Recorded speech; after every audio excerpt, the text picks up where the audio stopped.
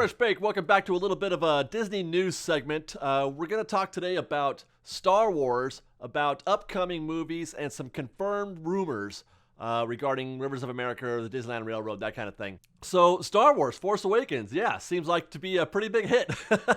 So far, it has broken every box office record that it's come up against, including pre-sales, opening weekend, Friday, a Monday, first week, first 2 weeks.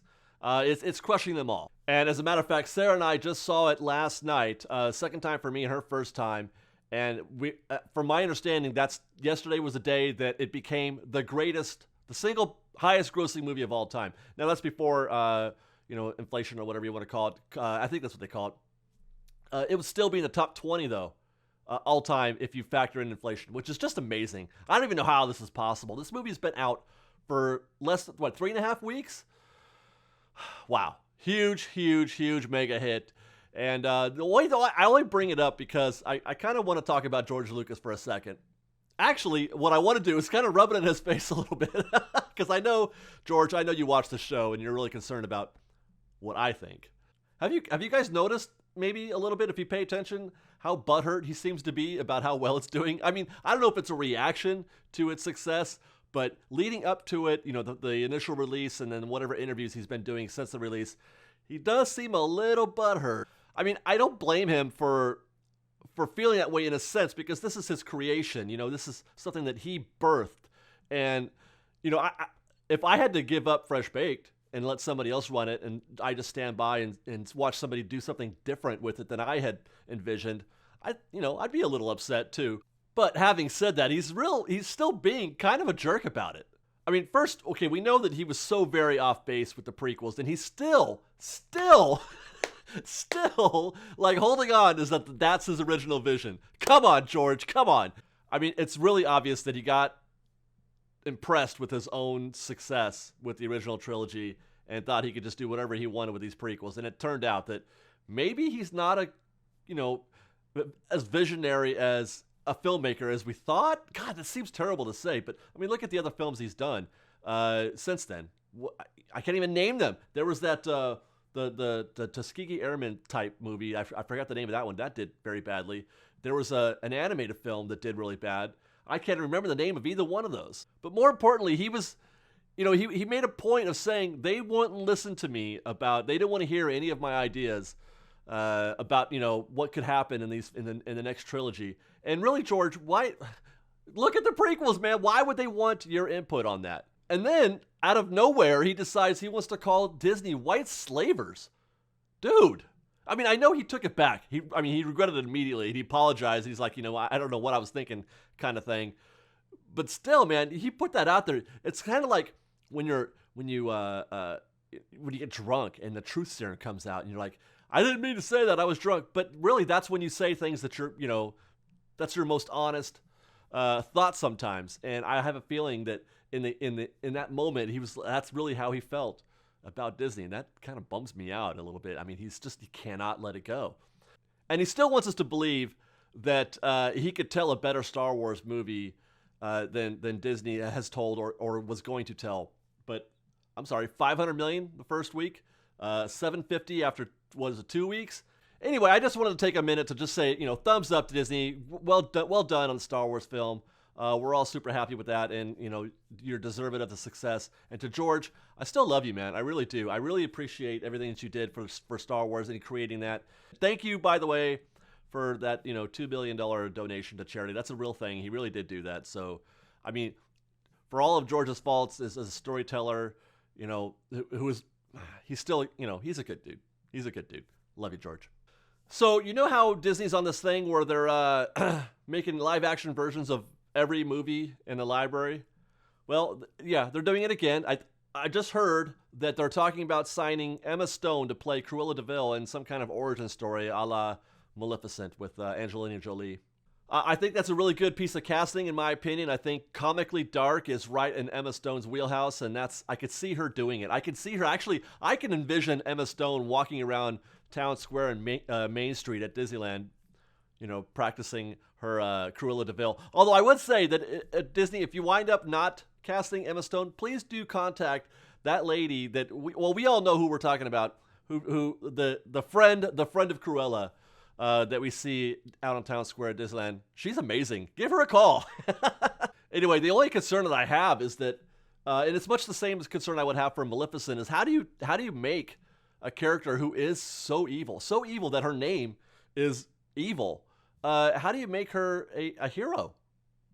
Right? The origin story is going to be about Cruella, and you can't make, unless it's a horror film, you can't make a film without a hero. Every movie has to have a protagonist, somebody that you're rooting for. So we have to root for Cruella de Vil. How is that going to be possible? How are we going to make a hero, a sympathetic character? How are we going to make her want to murder dogs for a coat? A sympathetic thing. Good luck with that, guys. Speaking of new Disney movies, we've got the complete 2016 lineup for you. We're going to share a couple of thoughts about each one. There are 13 movies coming out from Disney this year. I mean, they're basically competing with themselves now, which, by the way, I don't think is a very good strategy. 13 movies, these guys, they're going to cross. I don't know. I'm worried about that, which means we're probably going to get at least one, possibly 2 or 3 flops. So look out for that. Let's find out which ones those are, maybe. The first one coming out is The Finest Hours. Don't know much about this one. I've seen the trailers. Basically, a ship gets lost at sea and it's going to sink. Perfect Storm Part 2. I don't know much about it. It's not going to be a big performer, I don't think. It may make money, but it's not going to be like a blockbuster. But the one thing I do note is that we definitely need more Casey Affleck in our movies these days. I love that dude, so I'm happy to see him get more work. Go Casey Affleck! Our first animated film of the year is going to be Zootopia, coming out in March. Again, I don't know a lot about this one. I've seen the trailers. I like the scene at the DMV with the sloth. That was very funny. I have a feeling, though, something is telling me that this is going to be a kind of a flop. Or I should say, maybe not a bad movie. It's just not going to perform at the box office. I think there's a chance. There is a chance there may be some burnout in animated movies. What do you guys think? Good Dinosaur did not do well. And I have a feeling that the Zootopia, I don't see a lot of engaging characters there. So, I mean, we'll hope it does well, but this is the one I think might fail. Next up is another one that I think might be a fail, but it's the live-action Jungle Book. I've seen the trailers, and I don't know. I don't feel like this is a movie that has kind of a mass appeal. The people who are going to watch it are going to be Disney fans and, I don't know, animal fans, I guess? I don't know. Who's going to see a live-action Jungle Book? It doesn't look funny. It doesn't look funny at all. It looks like a Jungle Book story. So, I don't know. I don't have a lot of high hopes for this. But again, like I said, I'm going to see it because I think that this particular adaptation of from animation to live action is intriguing to me. I just want to see what they do with it. Although I do have a beef with the casting. I don't like Scarlett Johansson as Kaa. I think Kaa, these are voice jobs, and I think your voice has to speak. And that Scarlett doesn't say Kaa to me. I'm sorry. Anyway, Jungle Book. And then I guess in the beginning of summer, maybe in May, is going to be Captain America Civil War. I'm looking forward to this film for 3 main reasons. One is that I like Captain America quite a bit as a character. I like Chris Evans as Captain America, and I like his character in the Avengers stories and in the Captain America stories. I don't know what it is, but he could be probably my favorite Avenger. Maybe the Hulk. I don't know. Second, I'm definitely down with the idea that people are getting sick and tired of superheroes running around, destroying entire cities, blasting through buildings. I mean, Iron Man destroyed a building in like 30 seconds in the last Avengers movie. He bought it first, which is not possible, by the way. And whoever thought, I mean, how do you buy a building, a company, and a building while flying around in an Iron Man suit? How is that even possible? And then only to destroy it, which we're supposed to forgive him, by the way, in the last Avengers movie. We're supposed to forgive Iron Man for destroying that building because he bought it, because he knew he was about to destroy it. I didn't like that part. I didn't like that idea. There were a lot of people who had a lot of futures invested in that building. There could have been people in that building. There could have been, people's jobs were lost. I mean, dude, you gotta rein it in, Iron Man. You gotta rein it in, okay? So what this film about, this Civil War film, is people are saying, stop destroying our cities. I know you're trying to help, but we're sick of it, and you need to have some accountability. And, Captain America says, you know what, we should be able to do whatever we want. And Iron Man says, no, maybe we should have some oversight. Anyway, I like that idea. I think that's a really cool concept for a movie. And then finally, thirdly, I love the addition of Black Panther, and I'm really curious about Spider-Man being added in there.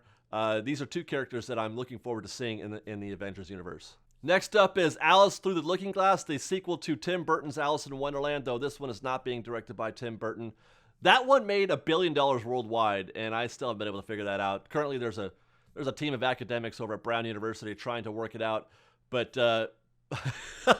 I guess that means you got to make another one, right? So that's what we're getting. We're getting Alice Through the Looking Glass. I know practically nothing about this. We've seen the little short clips.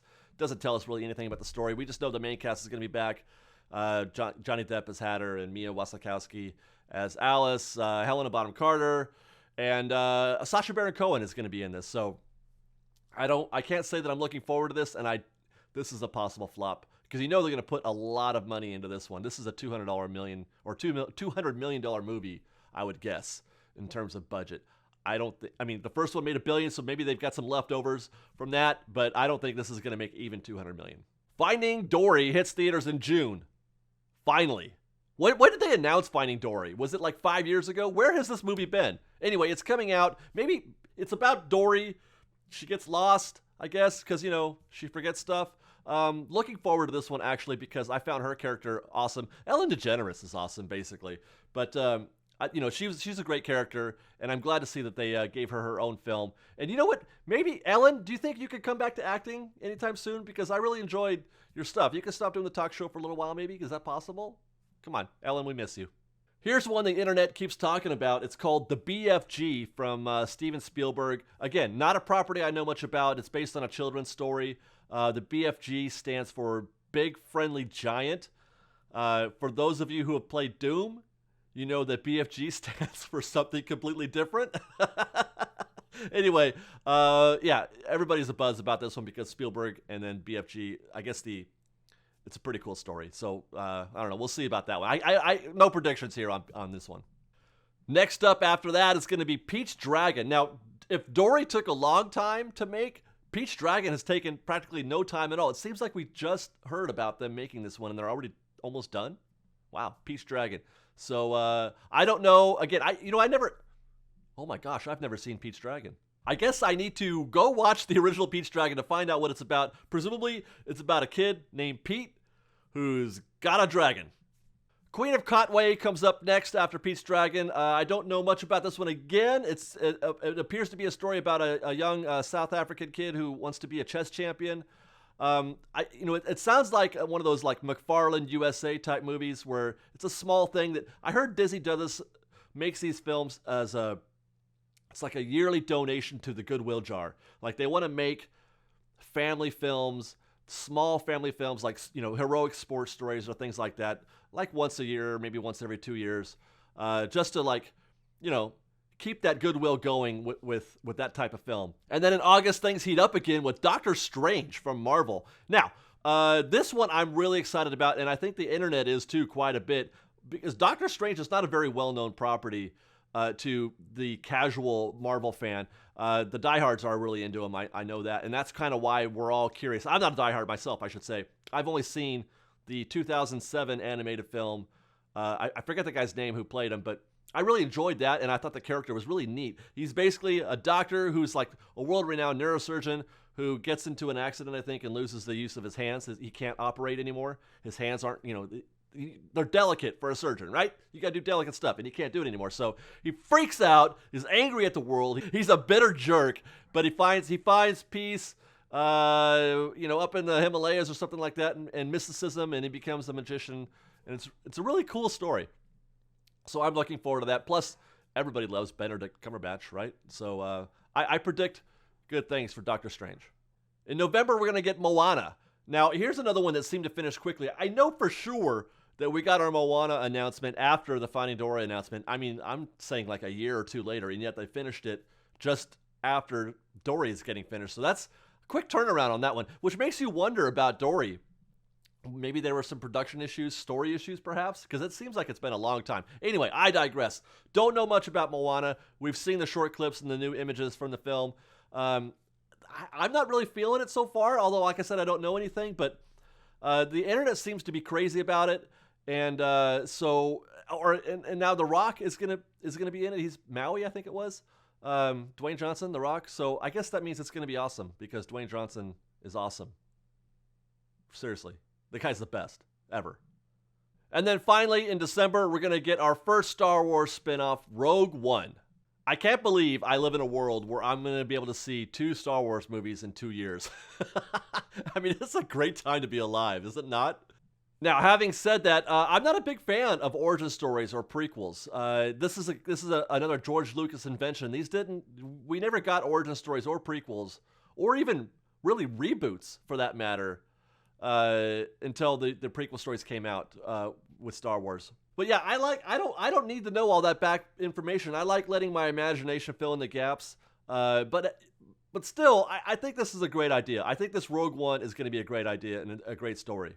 It takes place between episodes 3 and 4 and tells the story of this, group of rebel fighters, Rogue One, as they're called, who steal the plans, or who are trying to at least steal the plans for the Death Star. Those plans that many Bothans died for. This is going to be that story. And I like this idea because it's small. They've taken a very small and sort of incidental piece from the original material, and they've taken that and made a bigger story out of it. I much prefer something like that where I don't know any of those characters. I don't know any of the people that that stole those Death Star plans. They don't talk about them at all. So in a sense, it's a new story. It's a forwarding of the narrative, as opposed to taking a character that we already know, like Han Solo or Boba Fett, and telling us more about their past. I don't want to know more about their past. I like letting my imagination, fill that in. I don't need to know where Harrison Ford or Han Solo came from. I don't need to know where Boba Fett came from. I like them just where they are. So if you're gonna do spinoffs, or if you're gonna do, backstories or whatever, do it for something small like this where we don't already know that character very well. That makes me nervous because I do know they have Boba Fett and Han Solo. I mentioned those two purposely because those were 2 stories that they were talking about telling. And I hope that they change their mind on that. As much as I love those characters, I don't know if I want to see more of them. And yeah, there you go. That's it. The 2016 lineup from Disney. There's there's The Light Between the Oceans, starring Michael Fassbender, which has a terrible title, and just forget it. Moving on! And finally, I've been pretty vocal the last few weeks about the struggles that I'm having inside about trying to figure out how I'm going to deal with the loss of the Rivers of America for the next year or so, maybe 12 to 18 months. I'm concerned about where I'm going to go. What am I going to do when I'm feeling stressed out and I need some escape? I can't go to any of my fallbacks to Mark Twain and the Columbia and the Rivers of America. Having a hard time with it, but there does seem to be some relief. Not complete, but it's a help at least. There were rumors that they were going to turn the Mark Twain and the Disneyland Railroad train stations into sort of a meet and greet. They're going to park the vehicles and you could meet somebody there, and that was a rumor. Disney confirmed yesterday that yes, this is happening. The New Orleans train station and the Main Street train station are going to have meet and greets, and this is really good news. For one, you're going to get to meet an engineer. Okay, this is cool. That is really cool. I love the idea that they didn't just stick a character up there next to the train and do a standard meet and greet. You're going to get to meet a train engineer. You're going to learn some history about the Disneyland Railroad. You're going to get to take a photo in front of a train in an environment and in a way that may never have otherwise been possible. You never get to go, out there. And hopefully that is what's going to happen, because I want to take a picture like right in front of that train. The only thing I guess I would have been cool with actually Mickey, now that I mention it, with Mickey as a conductor or in the little engineer outfit. That would be really cool. But having said that, I think I joked about this, as a matter of fact, when we were talking about this last week, that I didn't want to meet a character. I wanted to meet the actual, the engineers. That seems more cool to me, especially in this, with the Disneyland Railroad, which is more of a kind of practical, historical thing. You don't want that getting, the characters might muddle that a little bit. I like the idea of making it more real. Thumbs up to Disney for making that happen. They're also going to do something similar for the Jungle Cruise. Now, you might have heard that Jungle Cruise is going down for a refurb for a little while. I think it's like 6 months. if my rumors are correct, it's so that they can install a new loading mechanism at where they actually dock the boats before you get on. Before that, you had to tie it down. You'd put the little rope around the thing, and they make a joke about not bumping your hand there or whatever. That was a very old school practical way of docking the boat. So they're going to make them load now with the mechanism similar to maybe like Pirates, where it gets onto a track. Anyway, I digress. You're going to get to meet a Jungle Cruise skipper, and he's going to tell you jokes and maybe share a story with you, I guess. That's what they're saying. I'm not sure. The only question is where. I assume we're not going to get to take a picture in front of a boat because that's where they're going to be doing the actual refurb. So maybe it's out front or at that, the exit area that are over there by Aladdin's Oasis. But that's kind of cool. I like this. This is going to give me a little bit of peace, and it's going to give me something to do. And I think it's going to be fun.